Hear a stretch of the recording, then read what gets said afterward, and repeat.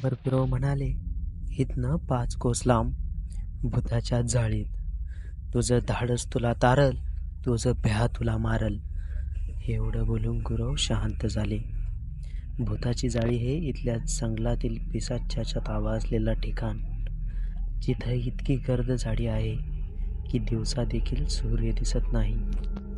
भुताची जाळी नाव ऐकल्यावर सर्वच भयभीत नजरेने एकमेकाकडे पाहू लागले. काय करावं कोणाला समजत नव्हतं. तिथं जाणं म्हणजे मरणाच्या दाढीत स्वतःहून जाणं. रात्र पुढे पुढे सरकत होती. सगळे आपसात कुजबुजत होते. तेवढ्यात आजोबा ताडकन उठून उभे राहिले. "कोण येणार माझ्या संग?" थोरला भाऊ बोलतोय. म्हणजे चौघ भाऊ पण उठले. तसे आजोबांचे दाजी व गावची 10 ते 12 गावकरी पण जाण्यासाठी तयार झाले. "समद्यानी देवी मोर साकड घाला आणि निघा. रात मध्यानं व्हायला आली या. तुम्ही परत इथं येईपर्यंत म्या देवीला गारानं घालीन." देवीसमोर नतमस्तक होऊन आणि गुरुवांच्या पायाला हात लावून देवळातून बाहेर पडले. आजोबा सर्वांना उद्देशून म्हणाले, "तयारी करून लगेच निघूया." सगळे आपापल्या घरी परतले आणि निघण्याची तयारी सुरू करू लागली. आजोबा पुन्हा बहिणीच्या घरी परतले. स्त्रियांना काहीही न बोलता हातातली काठी दारामागे ठेवली. आजोबांनी डोक्यावरचा फेटा काढला आणि डोके आणि चेहऱ्याभोवती असा बांधला, जेणेकरून फक्त डोळेच उघडे राहतील. डाव्या हातात मशाल पेटून घेतली आणि उजव्या हातात 3 फूट लांबीचा धारदार कोयता. त्यांच्या दाजीनं कुऱ्हाड कमरेला लावली आणि कंदील पेटवून घेतला. रात्र मध्यावर आली होती. ठरल्याप्रमाणे फाराजवळ सर्वजण एकत्र आले. 15 ते 16 जण असतील. झाकलेले चेहरे, हातात पेटत्या मशाली, कंदील, कुऱ्हाडी, धारदार कोयते अशा तयारीने गावाबाहेर पडले. सर्वजण एकमेकांशी काही न बोलता चालत होते. वातावरण कमालीचं गंभीर बनलेलं. गाव थोडं मागं पडलं तशी जंगलातून जाणारी एक चिंचोळी पायवाट लागली.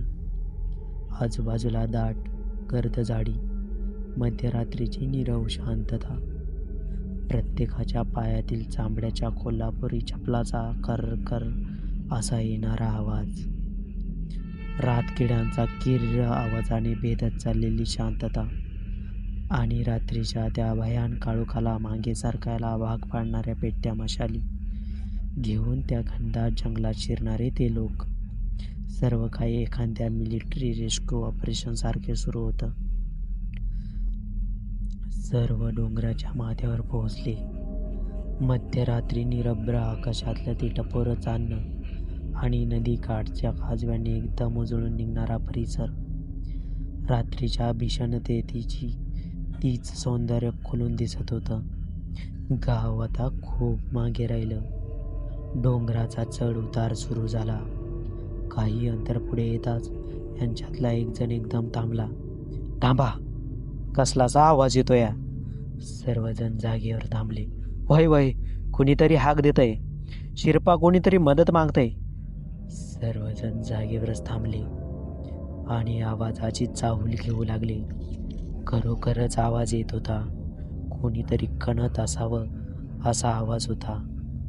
सर्वजण शांतपणे कान लावून ऐकू लागले, पण आवाजाची दिशा समजत नव्हती.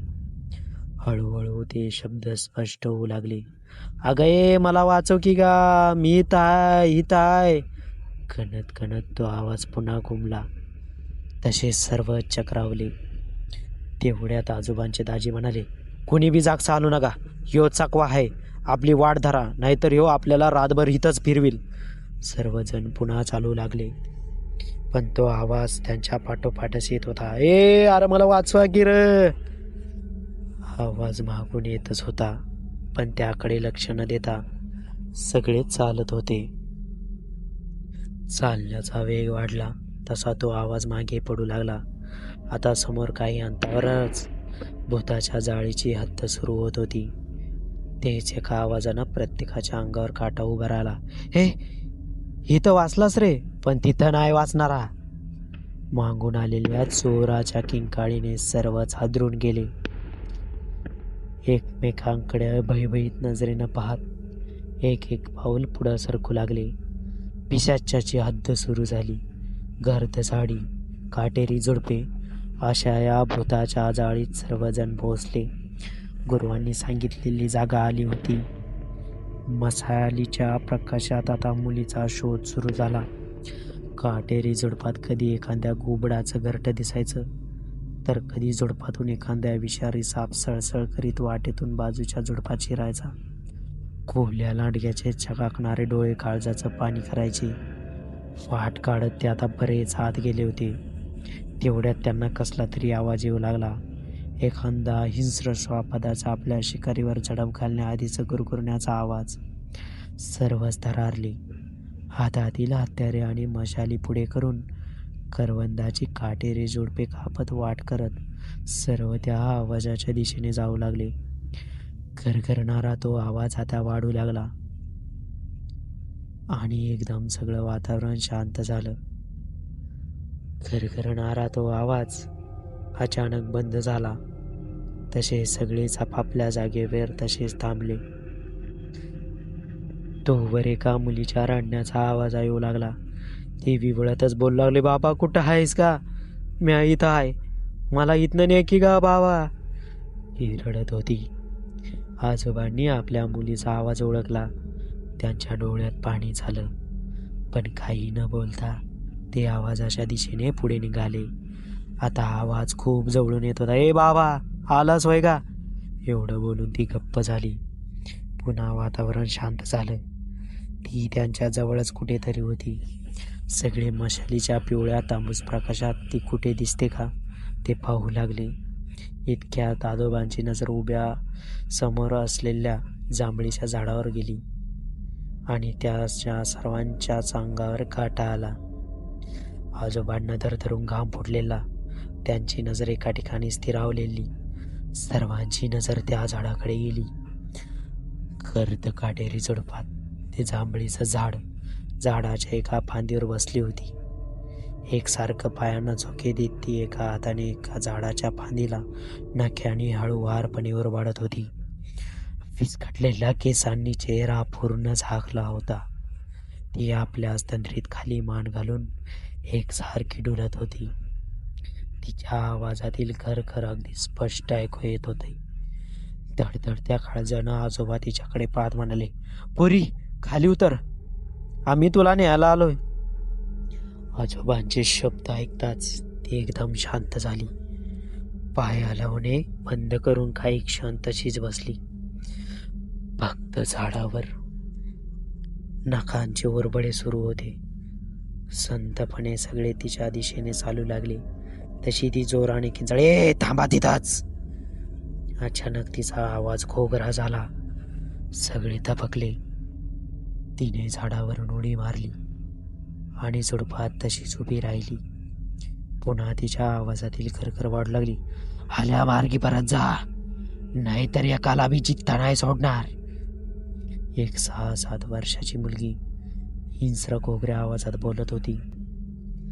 सगळे थक्क झाले. थोडं धाडस करून आजोबा पुढे गेले. मशालीचा प्रकाश पाडून पाहिला आणि काळजात चरकन झालं. आपली मुलगी समोरच्या झुडपात अवघ्या 15-20 फूट अंतरावर उभी होती. काटेरी झुडपामुळे अंगावर काही जखमा झालेल्या होत्या. अंगातला फ्रॉक थोडा फाटला होता. लाल रक्ताळलेल्या डोळ्यांनी ती पाहत होती.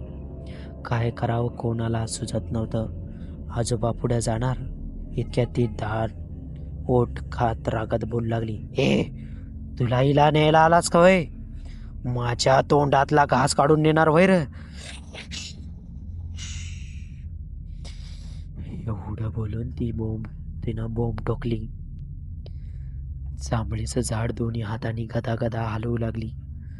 सर्वाची भीतीनं गाळणं उडाली. पाय जमिनीत रुतल्यासारखा जो तो समोरच ते असलेलं भीषण दृश्य पाहत होता. जोरात ओरडत एक हात तोंडावर बडवत होती, तर दुसऱ्या हाताने गदागदा झाड हलवत होती. 6-7 वर्षाची ती मुलगी 1-2 फुटांचा घेर असलेला झाड एका हातानं हलवत होती आणि हेलकावं घेणारं ते झाड पाहून सगळ्यांची बोबडीच वळली. समोरचं भीषण दृश्य पाहून सगळेच थरारले. गर्भगळीत होऊन फक्त एकमेकांकडे पाहत होते. आजोबांनी आपल्या हातातला कोयता कमरेला अडकवला आणि सगळ्यांना आपले मागे येण्यास खुणावलं. आजोबा तिच्या जवळ पोहोचले. झाडाला गच्च पकडलेला तिचा हात आणि दंड पकडला तशी ती थांबली.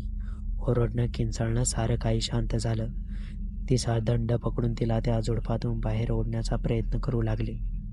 तसं तिनं झटकन आपली मान वळवली आणि रक्ताळलेल्या डोळ्यांनी त्यांच्याकडे पाहिलं.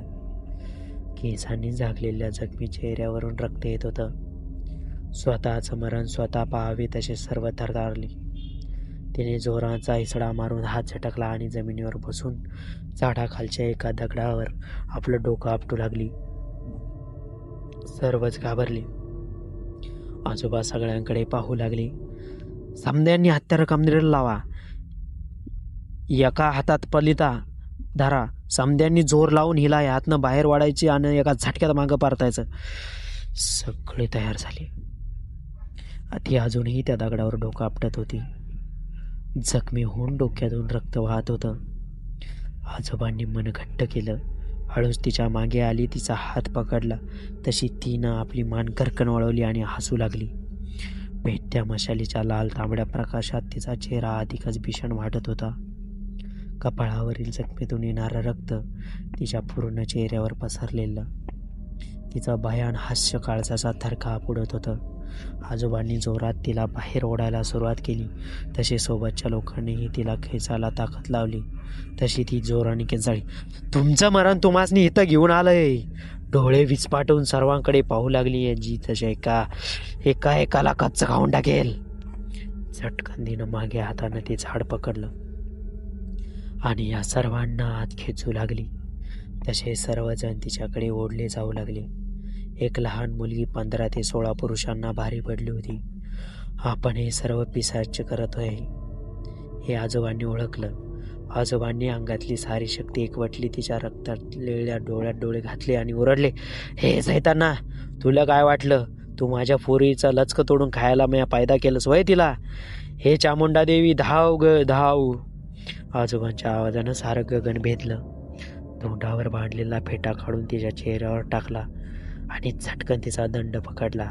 एखादी शक्ती अंगात संचारावी तसा सगळ्यांनी जोर लावला आणि एका झटक्यात तिला बाहेर काढलं.